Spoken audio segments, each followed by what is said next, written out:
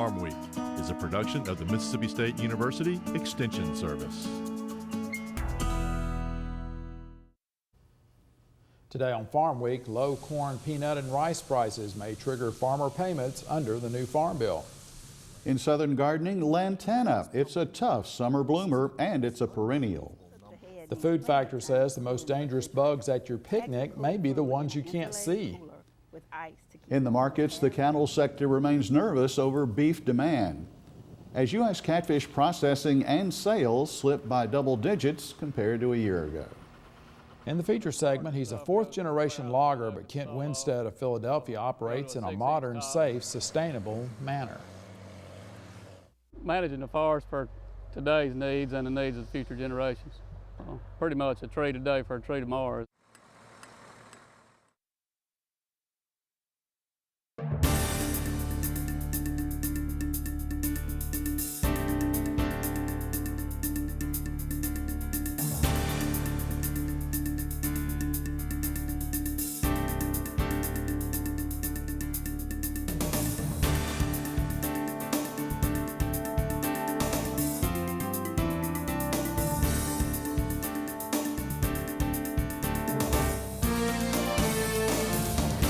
Good day, everyone. I'm Leighton Spann. And I'm Artis Ford. Welcome to Farm Week.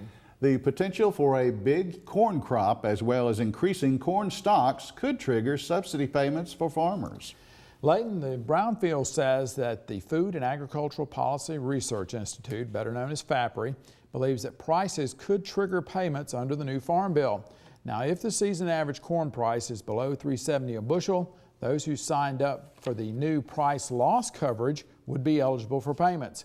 Even if the season average price is higher, those who signed up for agricultural risk coverage might receive payments. Now, FAPRI says peanuts and rice appear to be the most likely southern crops to fall below their season average reference price. In case you weren't with us last week on Farm Week, we've added a new weekly segment to our lineup. It's called The Food Factor. Each week, Extension Family and Consumer Science Specialist Natasha Haynes will be presenting research-based information related to food, nutrition, diet, and health. In this week's segment, Natasha gives you some tips to keep you safe from foodborne illness during your next outdoor meal.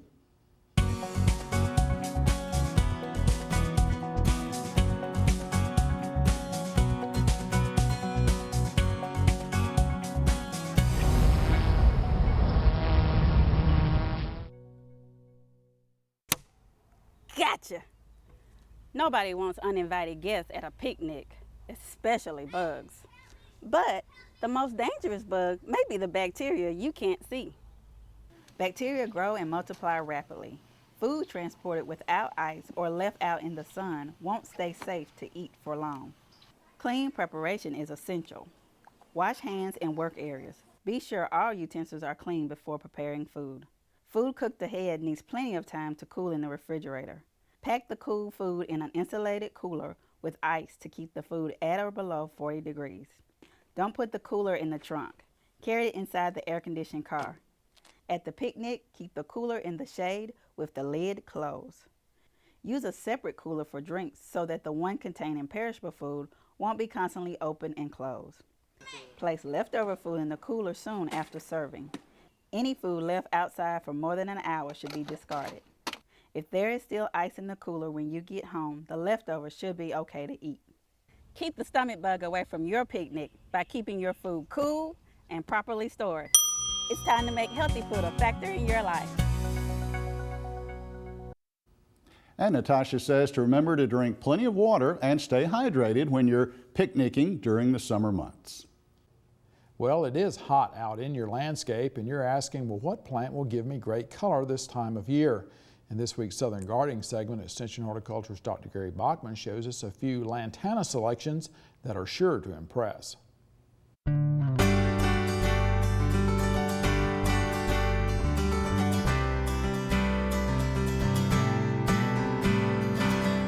When it's heating up in our summer landscapes, Lantana are hard to beat. These plants love the full sun, they have good color, and they thrive in our hot and humid summer conditions. Most gardeners know that Lantana not only produce big color, but can also be big plants, like this group of Grandma's Pumpkin Patch Lantana. At 3 feet tall, this Lantana has a presence in the landscape. Grandma's Pumpkin Patch produces an almost unbelievable number of flower clusters. The flower clusters start out with yellow centers and transition into a bright and vibrant pumpkin orange. When massed together, the flowering of this Lantana resembles a carnival of harvest colors. But there are some smaller selections. New Gold Lantana was a Mississippi Medallion winner in 1996 and is still an outstanding plant. It's vigorous and low-growing with a dense trailing habit. New Gold has showy clusters of golden yellow beginning in late spring all the way through fall frost. Another low-growing Lantana that has done well in my landscape for the last 4 years is Buttercream Lantana. Buttercream has flower clusters that start out buttery yellow and fade out to white. Both New Gold and Buttercream typically grow less than 2 feet high with a 3-foot spread. And like all Lantana, the butterflies and hummingbirds just love them. So plant some of these beautiful Lantana for big impact in your landscape. I'm horticulturist Gary Bachman for Southern Gardening. Gary says another asset for Lantana is that it's considered to be deer resistant. In our feature segment today, logging runs in this family, but Mississippi logger Kent Winstead doesn't live in the past. But before we get to the markets today with Leighton, we want to ask you to help us. We want your opinions and perceptions about Farm Week and what we can do to make this show better. And if you go to our Facebook page or our web page, you will see a link on the web page. It's in the upper right corner. Follow that link and you can rate us and tell us what kind of stories and information you want to see on Farm Week. Our website address, farmweek.msucares.com. On Facebook, our fan page is Farm Week USA. Now you can also call toll-free if you want to talk to somebody about Farm Week. The toll-free number is 877-274-1600, extension 92. That's 877-274-1600, extension 92. You can do this between 7 a.m. and 9 p.m. Central Time, Monday through Friday. Saturday and Sunday, the hours are 10 a.m. to 8 p.m. Central Time. Now, all the responses will be confidential. Your telephone number or email address will not be associated with your responses. Be honest with us. Give us praise where it's due, but also criticism as well. Can't ask for more than that. No, please. We need you to do this. Time for the markets now with Leighton, and you say there's a new term for the cattle sector this week? Artists, a vacuum market. A vacuum market. You'll find out what that means in a moment here. Also in our headlines this week, some export news gives grains a bounce. Pressure continues on cotton prices, and U.S. catfish processing slips from the same month in 2013. Soybean and corn prices got some boost this week on news of additional export sales. The July 11th supply-demand report has been the main market mover the last 7 days. Extension Ag economist John Michael Riley discussed his assessment of those numbers with me on Thursday. Well, starting with corn, what about global and domestic ending stocks? Both of them are growing from where we've been the previous year. Domestic ending stocks, 1.8 billion bushels is what it looks like, a little bit higher than where we were, what the projection was last month, obviously much higher than where we were at a year ago. And then globally, higher as well, higher than expectations. The growth in the U.S. market mostly pushing that global number a little bit higher from an ending stock standpoint. Now, what about the view of the corn crop that's in the ground right now, the production estimate, what's that looking like? Just shy of 13.9 billion bushels. That was right on line with what the market was looking for before the report came out.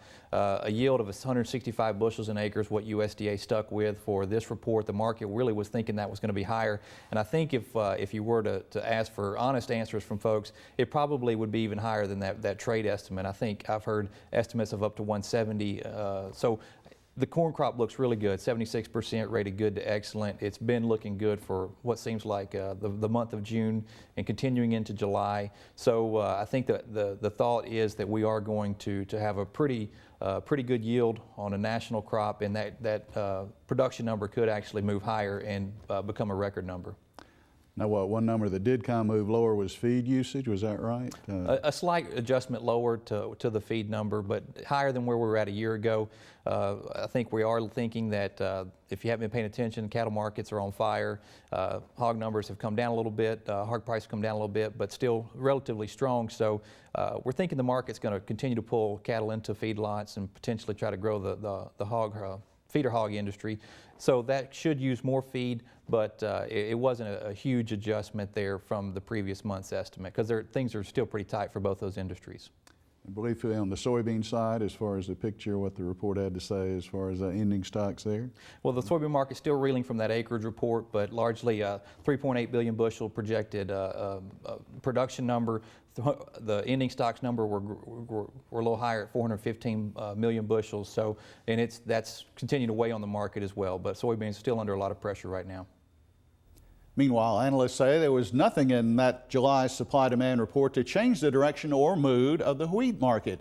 Trader Don Rose says there's a big supply, and that's not good for the price picture. We're down to about 50% harvested on the wheat in the United States.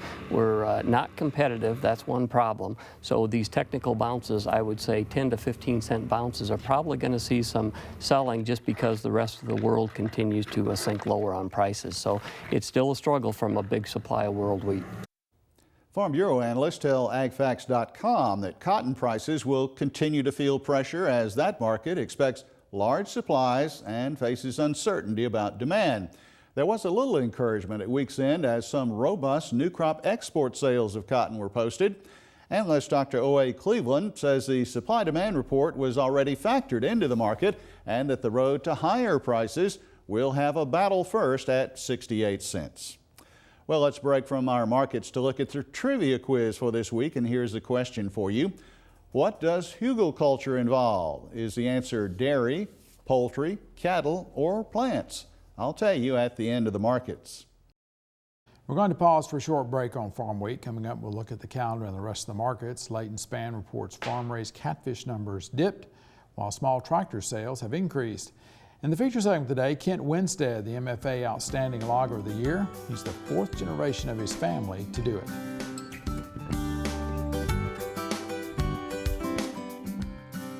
From our family to yours, Mississippi's farmers believe the best produce and livestock are grown right here at home. With ms.foodsearcher.com, you're only a click away. Using your smartphone, you'll be connected to hundreds of families and small businesses dedicated to providing you with fresh, local foods.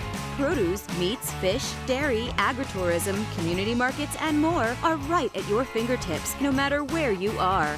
ms.foodsearcher.com.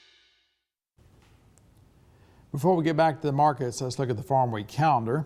The annual Agronomy Field Day will take place at Mississippi State University's North Mississippi Research and Extension Center. That's on Highway 145 at Verona. The date is Thursday, August 7th. Growers should meet at the conference building at the nearby Lee County Agri Center. Field tours will leave from there. The hours are 8 a.m. to 1:30 p.m. Lunch will be served. There's no registration fee. Interested in growing for a farmer's market? Well, then you should participate in the Mississippi Microfarming Short Course. It takes place Wednesday and Thursday, August 27th and 28th. The location will be the Eagle Ridge Conference Center in Raymond. The short course is free, but advanced registration is required. What vegetables and fruits to grow for farmers markets and selling at farmers markets are just a few of the items on the agenda. We'll have a link on our calendar to help you register. Go to our Farm Week website at farmweek.msucares.com for information on these and other events. Now check out this week's Farm Week Snapshot.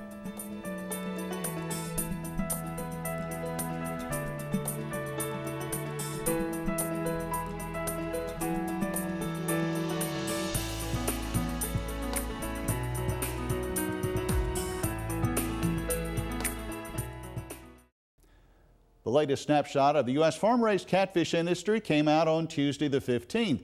In June, producers in the United States received a pond-bank price of $1.27 per pound for premium-size live fish. That is 30 cents per pound more than was paid 1 year ago. Farm sales total just a touch over 24 million pounds round weight. That is a drop of 16% from June of 2013. Processor sales were also down in May, down 13% when compared to 1 year ago. Wednesday of this past week saw the cattle complex fall significantly lower. Now, while some forecasts called for higher futures prices before week's end, some traders have termed beef a vacuum market. DTN senior market analyst Aaron Newsom says if cash sales or the basis start to really weaken, watch out. This market, it shot up so fast, so high, that it left nothing underneath it. It's what I like to call a vacuum market. And so when you start to get into a situation where the buyers step out or they just take a break and they maybe pocket some of the gains that they've had over these last number of weeks, you have nothing, you have no fresh buying to come back down to. So this is where you really have to lean on the cash market. Cash market's going to have to stay strong. If we start to see some problems in basis, if we start to see the cash market weakening in relation to the futures, this whole thing could come tumbling down quickly because, again, there's just nothing underneath it. New data for the month of June indicates that small tractors are selling well in the United States, while big tractors aren't. Of the almost 22,000 tractors sold in the month of June, over 13,000 of them were small, less than 40 horsepower. Sales of tractors with over 100 horsepower amounted to fewer than 2,500 units. Before our feature story, let's check the trivia answer for this week. And the correct choice is D.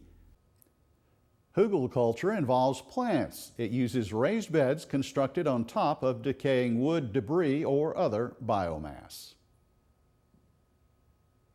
Next month, Mississippi's newest Outstanding Logger of the Year will be named by the Mississippi Forestry Association. Today, though, we have the outgoing Logger of the Year, Kent Winstead of Philadelphia. The Winstead operation embodies all of the attributes you would expect in a top-flight wood harvesting crew. For this feature story, we crossed over the state line into the edge of Sumter County, Alabama, where Winstead Logging was beginning a new job last fall. 83 is when I graduated high school, and I've been out here every day since. To say that logging is in Kent Winstead's blood would be an understatement. In 1978, as a teenager, he was already working part-time in the woods. That's Kent on the left in this photograph. His father, Jeff Winstead, is in the center, and Kent's brother, Terry, is on the right. Kent's father learned the profession from his dad, Horace Winstead, seen in this photograph from 1951. Well, my grandfather logged, my great-grandfather logged some. He didn't log full-time, but he logged some. My dad helped both of them before he went in on his own. They logged with mules. I think my dad started out contract cutting. All he had was a chainsaw from my granddad. And they didn't have any, they skidded and loaded with mules. Of course, by the time I come along, they were done with that. This photograph from 1948 shows the mules on a Winstead logging site in Mississippi. The mules' names were Joe and Bailey. The boy standing closest to the log truck is Kent's uncle, Charles Winstead. The logs were going to Malpa's sawmill in Philadelphia. The man on the right in the photograph is Kent's great-grandfather, Hugh Winstead. The boy on the right is Kent's father, Jeff Winstead. Fast forward to 2013, 65 years later, and Jeff Winstead can still be found on a job site some days, helping out his son Kent whenever and however he's needed. He sold out to my brother-in-law and myself in June of 88. We stayed together till October of 90, and been on my own ever since. Today, Kent Winstead Logging has 2 harvest crews, which usually operate together, and 4 company trucks. Altogether, there are 12 employees plus another 6 contract haulers. We're on a job that Kent began in September 2013 in the edge of Alabama, east of Porterville and Kemper County, Mississippi. I'm cutting for Weyerhaeuser Company, and Weyerhaeuser bought this tract from University of South Alabama. It's a 285-acre tract. We got 4 patches on it that had never been thinned. I think they total about 70 acres of those 4 patches together. So it's a lot thicker on the ground. During the last 2 years, 70% of the company's work has been for Weyerhaeuser. Long before any of this equipment arrived to begin the clear cut, Kent Winstead was here using aerial photographs, maps, and footwork to develop a forest management plan for this job. Then, as he usually does, Kent brought out his motor grader the week before harvest work began. There were old roads here, but they were in pretty bad shape. So I got my dozer and motor grader over here a few days before the crew and started working on them and get them shaped up, ditches opened up, ruts filled up, whatever has to be done. From the very beginning of each job, Kent's management plan always emphasizes the prevention of erosion, protecting water quality, and protecting soil quality on the site. We water bar the roads, stabilize them, make sure we don't have any erosion. Skid trails, we slash them. If it's on bad hills, we water bar them and then slash them. Any stream crossing, we try to minimize crossings. This track, I'm not going to cross the stream zone at all. I'll come in from the other side to get the rest of it. Landings are placed as far from any streamside management zone as possible. Soil quality is also protected by spreading slash on the entire track for natural fertilization. Soil compaction and rutting is minimized by the use of flotation tires on the equipment. These best management practices here and on every job by Winstead Logging emphasize Kent's definition of sustainable forestry and what it means to him. Managing the forest for today's needs and the needs of future generations. Pretty much a tree today for a tree tomorrow. The first priority for Kent Winstead during all operations is the safety of his crew. The company has a business safety plan that outlines the best practices to be followed by all employees. For example, everyone on a job site, including this visiting reporter, is required to wear personal protective equipment. Also, each equipment operator and truck driver follows what's known as the all clear process when on the job. They look and make sure that anybody's on the ground, they know where they are, make sure they're out of the way. And then the last step of the process is to blow the horn before they start movement. There is also a policy about not walking within 10 feet of an operating piece of equipment, such as a feller buncher or skidder on the job site, before anyone on the ground enters the so-called 10-foot circle around such pieces of equipment. The engine must be turned off by the operator. You know, before anybody can walk up, you have to kill the machine. Outside that 10-foot circle, you have to lower all your implements, make sure they know, but just to make sure, before you walk inside the 10-foot circle, you have to make sure they kill the engines. Around the knuckle boom loaders, the rule is no one is to be on the ground within 2 tree lengths of the operating machine. Each piece of equipment owned by Winstead Logging has a radio so that operators can communicate with each other at all times. Kent only has one crew member who is routinely on the ground on a job site. That is the trim man who goes around each departing load of wood to make sure there's nothing that will fall off on the highway. There are safety meetings each month in order for employees to receive alerts as well as reminders about best practices. The last lost time accident occurred in 2005 when a loader operator slipped off a trailer and sprained his ankle. The only other accident occurred in 1993. Winstead Logging's rolling stock includes 2 feller bunchers, each equipped with a saw head for clear cutting and thinning. There are 2 skidders, and there are 2 knuckle boom loaders, each with a delimber. As a professional logger, Kent's harvesting policy is to utilize all merchantable wood products in order to minimize waste. This includes top wood. On this particular track, we're sorting at a 14-inch butt. The larger stuff goes to warehouse in Philadelphia, the saw logs. Go to a 6-inch top. Most of the stuff at a 6-inch top, we'll get top wood out of it, double deck top wood. So we drop it in the slasher saw out of the delimber and cut top wood out of it and double deck it to Columbus for pulpwood. Then anything too small for chipping saw, you got below 14 inches, anything that'll go to Millport for chipping saw down to a 4-inch top goes there, and anything that's what little bit's left below that goes to Columbus for fiber. With a strong emphasis on safety and dedication to the principles of the Sustainable Forestry Initiative, Kent Winstead Logging is a model for others in the industry to follow. In his hometown of Philadelphia, Mississippi, people are not surprised at the recognition Kent is now receiving. Kent is a fourth generation logger, and he's well respected and has a very good work ethic. And one thing that really stands apart is one of his mottos is, if the job is worth doing right the first time. And that kind of says a lot about his quality of work and the person that he is. So we're very proud of him here in Neshoba County. Not only is Kent Winstead setting a good example for others in his industry, he is sending a good message for the logging community in Mississippi and other states. I'm Leighton Spann reporting. You can watch this feature story on Kent Winstead again at our Farm Week website or on the Facebook page or YouTube. Again, go to farmweek.msucares.com. You can also catch us at twitter.com/farmweek. And we do have a relatively informative update on this story, artist. Kent is no longer working for Weyerhaeuser. He's split up now into two different crews. One is working right now near Meridian and the other a job near Newton, and they're both thinning type jobs. And he says one of those jobs is actually land now that he owns. So a little bit of change in Kent's operation. But still an excellent operation. Well, we are at the end of Farm Week for this week. On our next show, today's farm equipment is more complicated than you think. The Mississippi Delta Community College has now started a program to train beginning farm workers in today's modern electronic equipment. You'll go to Missouri where the Show Me Select program helps cattlemen produce top quality, top dollar heifers. Some have narrowed their annual calving time down to less than 2 weeks. The Food Factor says water is truly the #1 beverage. In Southern gardening, beautyberry, it's a native plant at home in the landscape. For the rest of the Farm Week crew, I'm Artist Ford. And I'm Leighton Spann. Thanks for watching. We'll see you next week.